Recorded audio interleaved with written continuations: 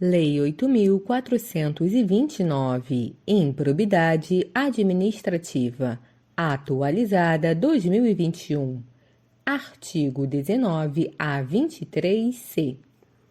Capítulo 6 das Disposições Penais. Artigo 19. Constitui crime a representação por ato de improbidade contra agente público ou terceiro beneficiário quando o autor da denúncia o sabe inocente. Pena: detenção de 6 a 10 meses e multa.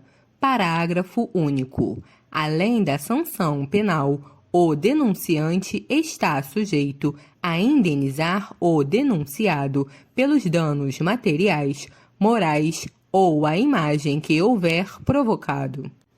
Artigo 20. A perda da função pública e a suspensão dos direitos políticos só se efetivam com o trânsito em julgado da sentença condenatória. Parágrafo 1º. A autoridade judicial competente poderá determinar o afastamento do agente público do exercício do cargo, do emprego ou da função, sem prejuízo da remuneração, quando a medida for necessária à instrução processual ou para evitar a iminente prática de novos ilícitos. Parágrafo 2º. O afastamento previsto no parágrafo 1º deste artigo será de até 90 dias, prorrogáveis uma única vez por igual prazo, mediante decisão motivada. Artigo 21.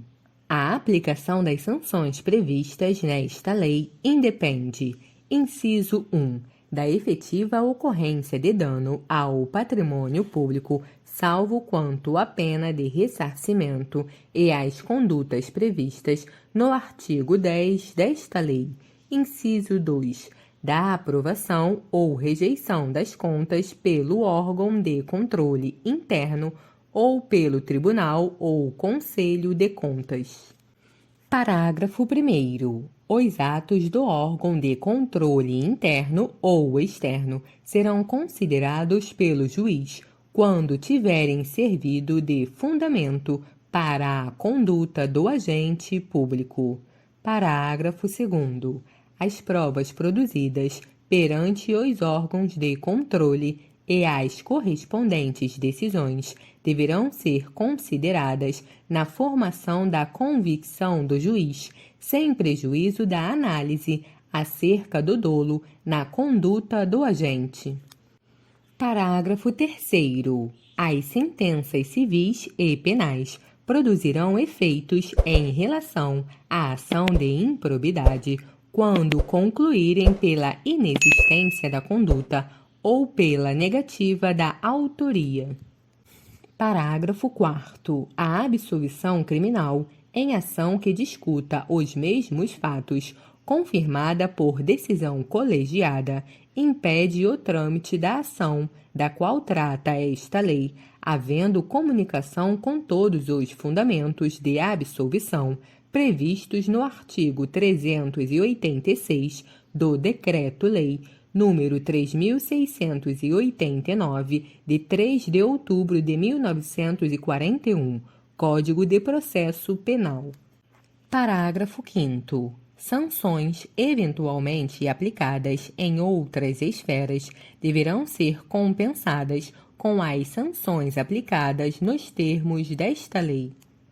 Artigo 22. Para apurar qualquer ilícito previsto nesta lei, o Ministério Público, de ofício, a requerimento de autoridade administrativa ou mediante representação formulada de acordo com o disposto no artigo 14 desta lei, poderá instaurar inquérito civil ou procedimento investigativo assemelhado e requisitar a instauração de inquérito policial. Parágrafo único. Na apuração dos ilícitos previstos nesta lei, será garantido ao investigado a oportunidade de manifestação por escrito e de juntada de documentos que comprovem suas alegações e auxiliem na elucidação dos fatos. Capítulo 7 da prescrição. Artigo 23. A ação para a aplicação das sanções previstas nesta lei prescreve em 8 anos, contados a partir da ocorrência do fato ou, no caso de infrações permanentes, do dia em que cessou a permanência.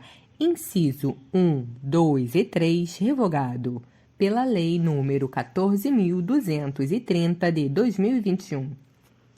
Parágrafo 1º. A instauração de inquérito civil ou de processo administrativo para a apuração dos ilícitos referidos nesta lei suspende o curso do prazo prescricional por, no máximo, 180 dias corridos, recomeçando a correr após a sua conclusão ou caso não concluído o processo, esgotado o prazo de suspensão. Parágrafo 2º. O inquérito civil para a apuração do ato de improbidade será concluído no prazo de 365 dias corridos, prorrogável uma única vez por igual período, mediante ato fundamentado, submetido à revisão da instância competente do órgão ministerial, conforme dispuser a respectiva lei orgânica. Parágrafo 3º. Encerrado o prazo previsto no parágrafo 2º deste artigo, a ação deverá ser proposta no prazo de 30 dias, se não for caso de arquivamento do inquérito civil. Parágrafo 4º. O prazo da prescrição referido no caput deste artigo interrompe-se. Inciso 1. Pelo ajuizamento da ação de improbidade administrativa. Inciso 2. Pela publicação da sentença condenatória. Inciso 3. Pela publicação de decisão ou acórdão de Tribunal de Justiça ou Tribunal Regional Federal que confirma a sentença condenatória ou que reforma a sentença de improcedência. Inciso 4.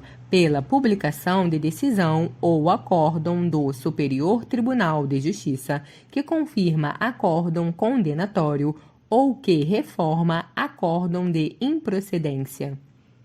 Inciso 5. Pela publicação de decisão ou acórdão do Supremo Tribunal Federal que confirma acórdão condenatório ou que reforma acórdão de improcedência. Parágrafo 5º. Interrompida a prescrição, o prazo recomeça a correr do dia da interrupção pela metade do prazo previsto no caput deste artigo. Parágrafo 6º.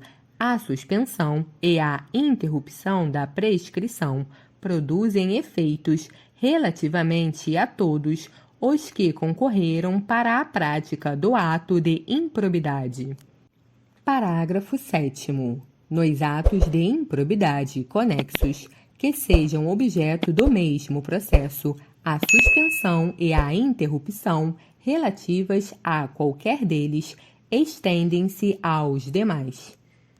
Parágrafo 8º. O juiz ou o tribunal, depois de ouvido o Ministério Público, deverá, de ofício ou a requerimento da parte interessada, reconhecer a prescrição intercorrente da pretensão sancionadora e decretá-la de imediato, caso, entre os marcos interruptivos referidos no parágrafo 4º, transcorra o prazo previsto no parágrafo 5º deste artigo. Artigo 23-A. É dever do poder público oferecer contínua capacitação aos agentes públicos e políticos que atuem com prevenção ou repressão de atos de improbidade administrativa. Artigo 23-B.